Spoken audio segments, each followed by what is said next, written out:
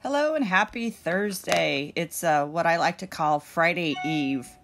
So I wanted to bring to you a quick lecture on the nature of matter. And you can pause this video whenever you need to in order to catch up on the note taking. But just so you hear my voice and get some of my explanations on these things. This is what you need to know. This goes right along with your textbook, the Dragonfly textbook. So that's why I like to use these presentations. And this is going to help lay some of the groundwork, remind you about your chemistry stuff that you learned about in physical science in the 8th grade. And also kind of lay some good groundwork for what we're going to be talking about in organic chemistry. First of all, I want to remind you what an atom is. An atom is the basic unit of matter. So it's not important that you write down everything on this slide. But definitely, I want you to write down the word atom and that atoms are the basic unit of matter, okay? So we're going to kind of look at from smallest to largest. So all matter is made up of atoms, okay? All matter is made up of atoms, and the atom is the smallest unit of what we call matter. So they're really, really, really small. It would take 100 million atoms to make a row that's only about a centimeter long. And there are subatomic particles inside of an atom. And subatomic means smaller than an atom, right? Subatomic, below the atomic level. And so what are the three subatomic particles? Hopefully you remember protons, neutrons, and electrons. So really quickly, a word about each of these. Where do you find the protons? Stop and think for a minute. You find the protons in the nucleus of the atom. And they have a positive charge. Okay? So protons are positive, and they have a mass of +1, we call it. Neutrons. Where do we find the neutrons? Think for a second. Neutrons are also found in the nucleus. Hopefully you remembered that. Neutrons have no charge, but they do have a mass of +1. Electrons, where do we find these guys? They are outside of the nucleus, going around the nucleus. Okay. They have, what kind of a charge does an electron have? Yes, negative charge. And they have no mass. Another special thing about the electrons is that they are involved in chemical bonding.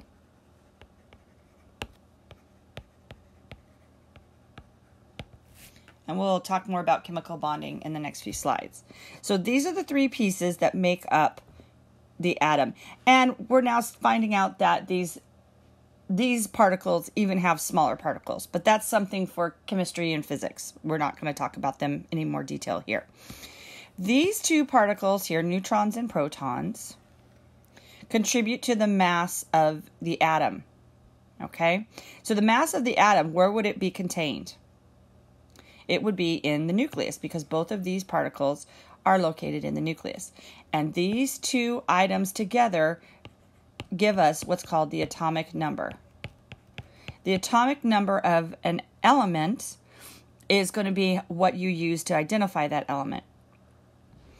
The electrons are what we use for chemical bonding. Oh, and I already said that, right? So they don't contribute, but they can either be transferred from one atom to another or shared between atoms. So these electrons are going to become really important when atoms interact with each other and make new compounds and molecules. So again, if I just went too fast for you, you just pause the video and listen to a section again, and then you can go on. So here is a simple drawing of an atom. And do they really look like this? No, not really. But this is how we can kind of make sense of them. So where would you find the nucleus? What's the nucleus here? Well, yeah, it's the purple and the blue spheres there. That is where all of the mass of the atom is concentrated inside of the nucleus. And then the electrons don't really go in orbits. They don't really just stick in a ring. What happens is that there's this thing called the electron cloud, and the electrons can be found with equal probability at any point inside of that electron cloud at any time. So that's, going to get more, get more specific. Again, when you get into chemistry, you're going to spend a lot of time talking about the atom. So this is something called helium. Helium on the periodic table is element number 2. And it has an atomic mass of 4. So I say 4 because it's got 2 protons and 2 neutrons there. So atomic mass of 2 and mass number of 4. Another interesting thing is that on the periodic table, when we look at all of our atoms, none of the atoms have a charge. So that means that your proton number, your positives, have to be equal to your negatives. And so you see here, there are 2 protons inside the nucleus and there are 2 electrons out here because that number always have to be even. When you remove an electron, let's say helium interacts with something, which it doesn't, it's not a reactive because it's really happy in this state. But let's say that an atom loses an electron or gains an electron, then it becomes an atom that has a charge, and we call that an ion. So an atom with a charge. And it can be positive or negative. So if you take away an electron, now it has more protons in its nucleus than it has electrons, and it's going to have a positive charge. Okay, so here we go, positive charges. So there are strong forces that hold those the protons and the neutrons together inside of the nucleus, and that becomes the center of the atom. And this kind of summarizes what I had written on the previous slide, that protons and neutrons have about the same mass. Protons are positively charged, neutrons have no charge, and then electron is negatively charged, and it virtually has no mass. So they're constantly moving in the space around the nucleus. So we call those the electron orbitals. And we also can call it sometimes the electron cloud. And these electrons in the outermost part of the cloud, those are the ones that we're going to pay attention to when we talk about bonding of atoms. So, what holds an atom together? Because the electrons have a negative charge and the nucleus has a positive charge, those negative charges and positive charges hold on to each other, and that becomes the force that holds the atom together. But if you're an electron and you're really, really far, you're a big atom, okay, and you're an electron really, really far away from the nucleus, there's not enough strength of that nucleus to hold on to you really, really tight. The atom will hold on to its electrons in its innermost shell the strongest. And as you get farther and farther away from the nucleus, those electrons aren't held on to as tightly because they're just so far away. And those are the electrons that are going to be participating in chemical bonding. So, like I said, those electrons in this outermost shell are the ones that are really important for chemical bonding. We already said this, that atoms are neutral, that we have the same number of protons in the nucleus as electrons in the electron cloud, and they have equal but opposite charges, and so that balances out the electrical charge of the atom altogether. So, elements and isotopes. Elements, this is what we see on the periodic table. The periodic table, I know you've seen this before. I think there's even one in your textbook. And the periodic table organizes all of the elements in order or according to the number of protons that they have in their nucleus. So an element, this is an important vocabulary word, is a pure substance. That means that it only has one type of atom in it. And we use a symbol, 1 or 2 letters, for to represent it. C for carbon, Na for sodium, because the Latin for sodium is natrium. Fe is iron. Fe because ferrous is, again, Latin. But some of them like O for oxygen. The important thing to notice here is that if it's a two-letter name, the first letter is capitalized, the second letter is lowercase. Okay? So, mercury is Mg.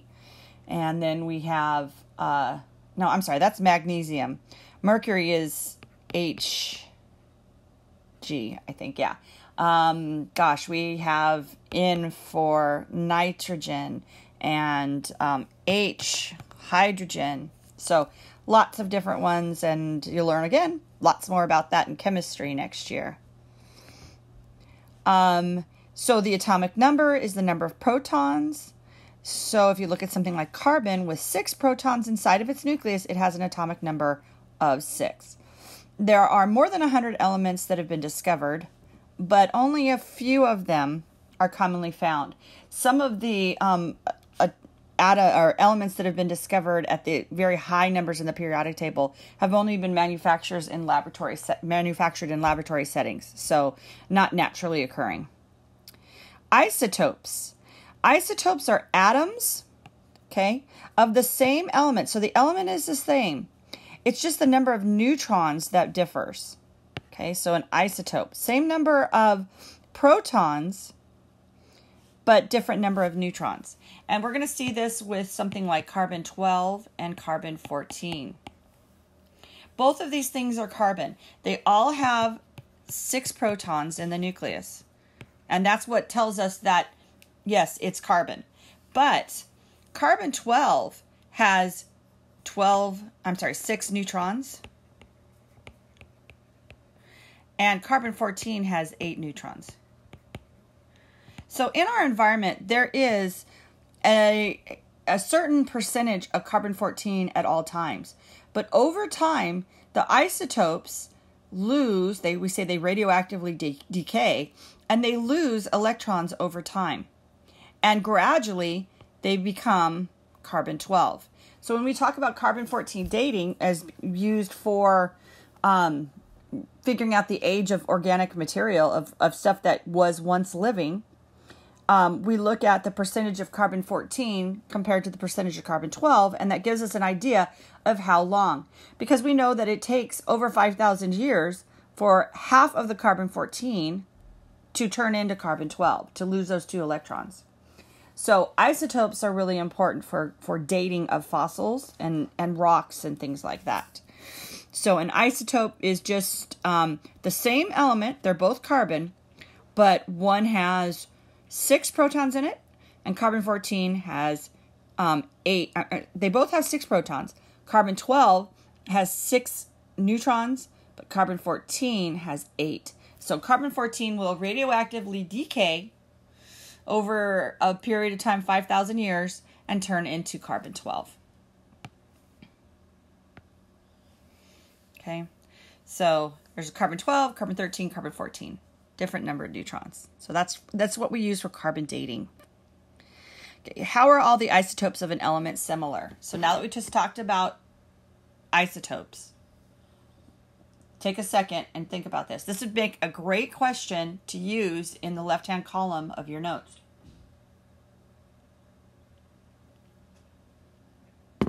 And I'm pausing here, taking a sip of coffee while you think about this. How are all the isotopes of an element similar? Well, they're all the same element, so what has to be the same? What has to be the same in each of these is the number of protons.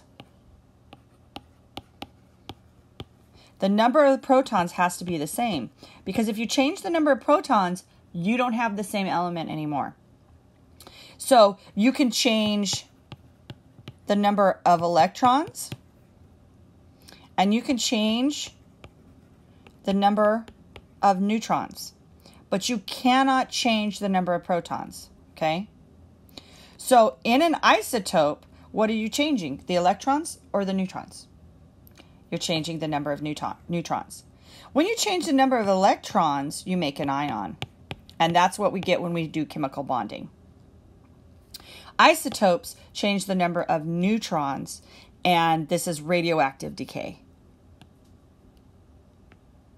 So all isotopes have the same chemical properties because they have the same number of electrons, and we just are changing the number of neutrons. So this is a drawing of the non-radioactive carbon-12. It's not going to decay anymore. It's got 6 electrons, 6 protons, 6 neutrons. And this is the non-radioactive carbon-13. 7 neutrons here. So if you counted up all the little purple spheres, you would have seen, I'm sorry, I'll go back. You see that you have 7 purple spheres. And here's the radioactive carbon-14 with the 8 neutrons. So it's got 1 more neutron. But notice your number of electrons and protons are exactly the same. So when I say radioactive, yes, radioactive, like, these, like radioactive, bad, radioactive poisoning, things like that. When energy is released, when those neutrons leave. And you'll talk a lot more about that in chemistry. I'm not going to get into it anymore, just a preview, because you get to talk about radioactive isotopes. Okay. The nucleus is unstable and it breaks down at a constant rate over time. What's leaving? Again, neutrons. Okay. But they are important. They have practical uses. So handled carefully, they're fine. What do we use these for? Determining rocks, the ages of rocks and fossils. So carbon dating. To treat cancer. When you go in and you get radiation treatment. My mom had breast cancer twice. She got radiation treatment first in her breast, and then the cancer cells moved to her hip. And they used a intensity high beam of radioactive particles that they beamed into the tumor in her hip and killed it. We use radioactive light to kill bacteria on the surface of food. And then we also use radioactive isotopes. We can inject them into your bloodstream, and they will travel to the site of certain masses and tumors, and then we can x-ray you and look at where they're found and use them to trace when substances are moving. So they're really important, and we use them. It's not just all about, like a meltdown of a radioactive power plant. There are lots of important uses for radioactive isotopes. So moving to our next level, we were talking about atoms. Now we're going to talk about what happens when atoms combine with other atoms. And so this is what we call a chemical compound.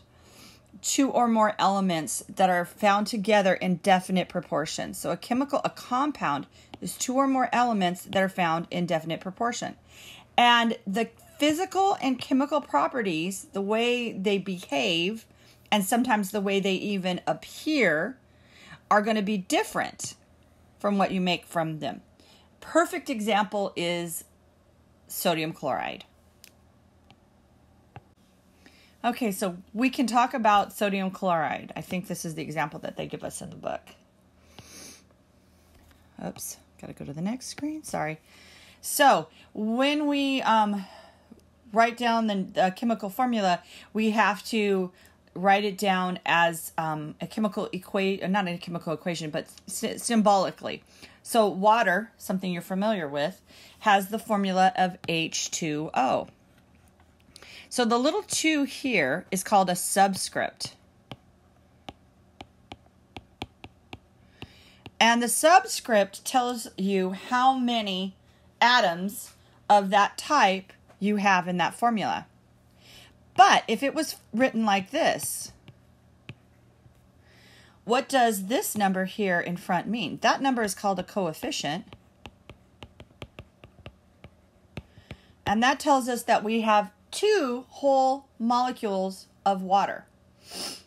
So altogether, if you were to count up how many hydrogens we had altogether, we would say that we have 4 hydrogens and 2 oxygens, because the coefficient applies to everything in here. Or we say we have 2 whole molecules of water. Sodium chloride, NaCl, doesn't have any subscripts, so we know that it's 1 sodium and 1 chloride bonded together. Now, water is a molecule, and sodium chloride is an ionic compound. And we'll talk about that more when we discuss bonding. So, do you remember from last year what the two types of chemical bonds are? Think for a second. Again, this is a key idea, a key question, something that you really need to understand from this section, what the two main types of chemical bonds are. Hopefully, you remember that a chemical bond is what we use to hold atoms together. And it involves, so it's holding the atoms together. It involves the electrons. And again, why am I underlining these things? So you know what you need, what the most important parts are that you need to write down, that you don't have to write down complete sentences, that you definitely want to indent in your notes and underline, highlight, do things like that. That's called annotation. So you don't want to do your writing in a solid block, line after line, just all smushed together. You want to do a heading and then indent, and maybe indent again if this idea applies to the one right above it, and things like that. So when I get back with you guys, I'll show you some good examples of note-taking and some poor examples of note-taking. And this will help you because it's a lot quicker to go back and review your notes than it is to review a whole chapter in the textbook if you take good notes. Okay, so again, atoms are held together by chemical bonds. Chemical bonds involve the electrons, and the only electrons that are available to form those chemical bonds are those valence electrons. So remember back a few slides ago when I was talking to you about the electrons, if this is the nucleus of your atom, you have some electrons that are going to be close, but then you're going to have some electrons that are going to be farther away. These electrons that are farther away are the valence electrons, and those are the electrons that participate in chemical bonding because they're so far from the nucleus that the nucleus can't hold on to them as tightly. Getting back to our key question, two main types of chemical bonds, ionic and covalent. If you remember what an ion is, an ion is an atom with a charge, right? How does an atom become charged? How does this happen? This happens when electrons are going to be taken or added. So if you can remember that what an ion is an atom with a charge. How do you get an atom to have a charge? You have to take the some electrons away, or you have to add some electrons. And so that's exactly what happens when you make a covalent bond. Electrons are transferred. They move from one atom. So one atom is going to give away electrons, another atom is going to receive those electrons. And that's what makes an ionic bond. The prefix here, co, means together. And valent refers to the electrons in the outermost shell. And so a covalent bond isn't going to be electrons moving around, but they're going to be staying together in that outermost shell. And so here we're going to have electron sharing. And the electrons that are going to be shared are the valence electrons, the ones in the outermost shell. So if you look at the words and remember your vocabulary, it's not really like you have to learn a whole new definition. You can relate it to something that you already understand. If you remember what an ion is, I get ions when I take electrons away or I add electrons, because that's going to give my atom a charge. So ionic bonds, that means electrons are moving or coming in. Covalent, valence. I remember valence. Those electrons in the outermost shell, and co means together. And so covalent bonding is when electrons are being shared by atoms. And so here, if you want it in words again, to copy down ionic bonds, electrons are transferred from one atom to another. If the electron if the atom loses its electron, it becomes positive, and if it gains the electrons, it becomes negative. And these are known as ions. Okay, so pause if you need a minute to catch up with me, but I'm going to keep going. Here's a great example, sodium, the most traditional example. Now, the cool thing about sodium is sodium by itself is super dangerous. It is a metal, a very soft metal, and it's highly reactive with water. You couldn't hold a chunk of sodium in your hand. It would burn your skin. If you, it explodes. If you take a chunk of sodium and put it in a beaker of water, it'll explode. It's very, very reactive. Why is it so reactive? Because it's got one electron in its outermost shell that's far away from the nucleus, and it just wants to get out of there. It just wants to go and connect with something else. And that's what makes an atom reactive, is when its electrons move around. Okay, so that's the sodium. And there's an error on this slide I just see here. It says sodium ion. That's not right. This is the chlorine. The chlorine ion. There's Cl is its abbreviation. Chlorine is even bigger than sodium, and it has only 7 electrons naturally in its outermost shell. 1, 2, 3, 4, 5, 6, 7. And they're showing the new electron that it got here from sodium. Chlorine is a very dangerous gas. It can be, chlorine gas was used in World War I, also called mustard gas. The Germans used it in the trench warfare, and it would make men go blind, if not kill them. And it is a horrible smell. You have all smelled chlorine if you have a pool, if it's chlorinated. Very, very poisonous. Chlorine is also in bleach. So very, very, very dangerous gas. But amazingly, when you combine sodium and chlorine in an ionic bond, you get table salt, which is something you eat every day, and it's inside your body. So that's amazing. At least I think it's amazing. But again, I'm a science geek. Covalent bonding is when we have sharing of electrons, not transferring. And that means that the electrons are actually moving in the orbitals of both of the atoms, and they're being shared. And our example for this is going to be usually water, okay? So the electrons can be shared. If they're only sharing 2, it's a single bond.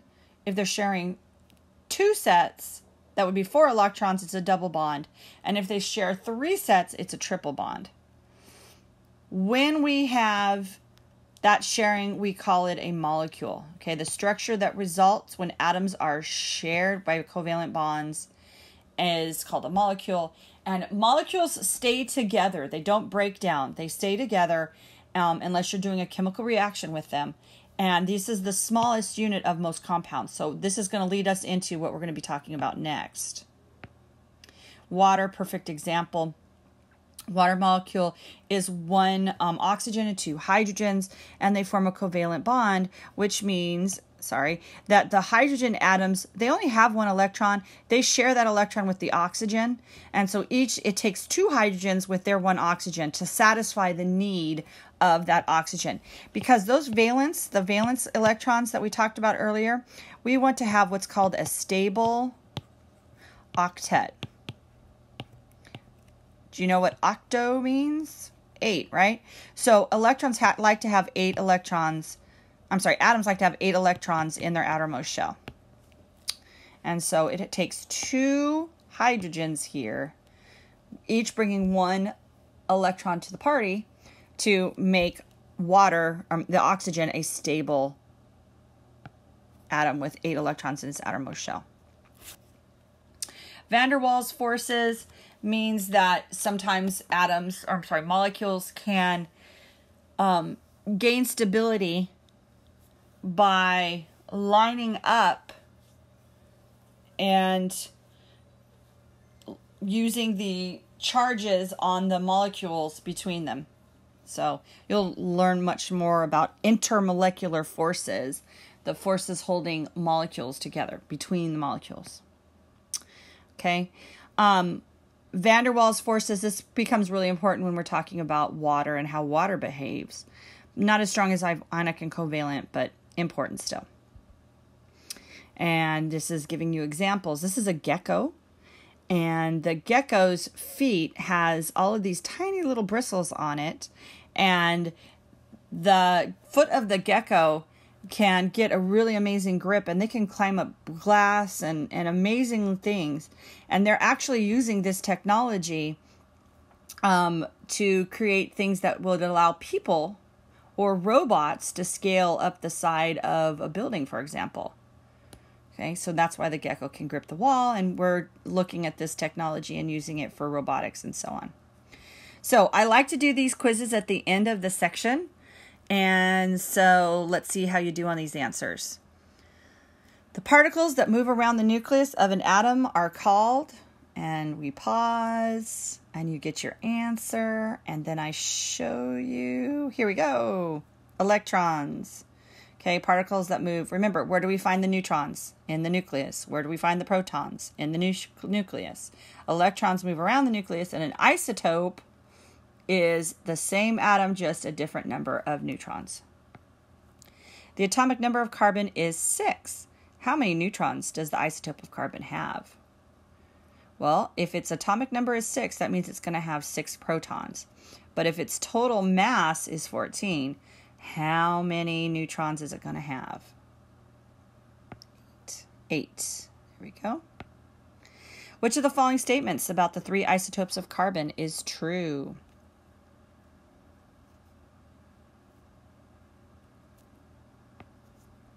They all have the same chemical properties, but they have different atomic masses. Why? Because they have different number of neutrons. A chemical compound consists of... Take your time and read all the answers. Don't just go with the first one you read and go, oh yeah, that sounds great. Got to read them all and read them carefully. 2 or more elements combined in a definite proportion makes a chemical compound. And last but not least, van der Waals forces are the result of